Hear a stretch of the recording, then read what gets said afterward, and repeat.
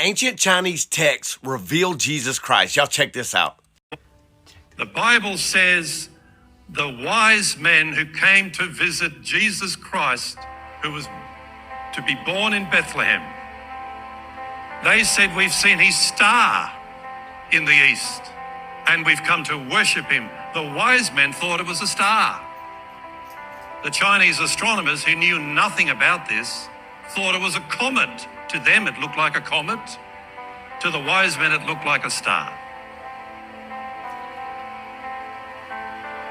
This record is dated 31 AD, and it's in the history of the latter Han dynasty, and there's the reference.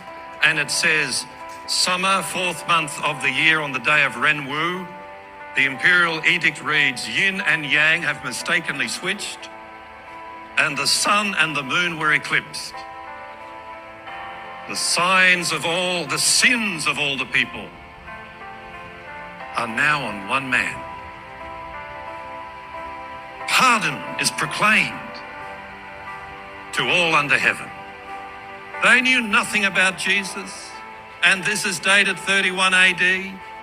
They knew nothing about Jesus Christ, but in their soul, in their spirit, they felt that this sudden eclipse of the sun, unexpectedly, meant that the sins of people were pardoned and had been placed on one man. That's amazing, isn't it? And then it goes on to say, the eclipse on the day of Gui Hai, man from heaven died.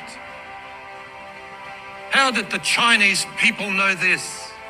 There in China, Jesus Christ was being crucified in Jerusalem.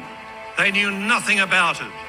But in their records, when they saw this eclipse, these imperial astronomers wrote, man from heaven has died.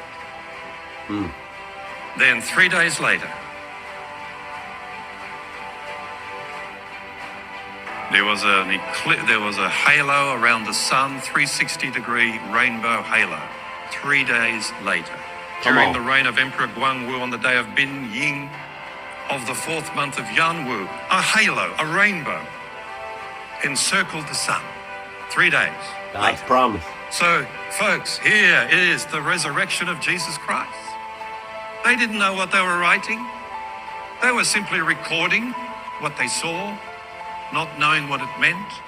And so here, folks, to start off this amazing message tonight, we have 3 evidences where the Chinese astronomers, unknowing to them, pinpointed the year of Christ's birth, the year of his death,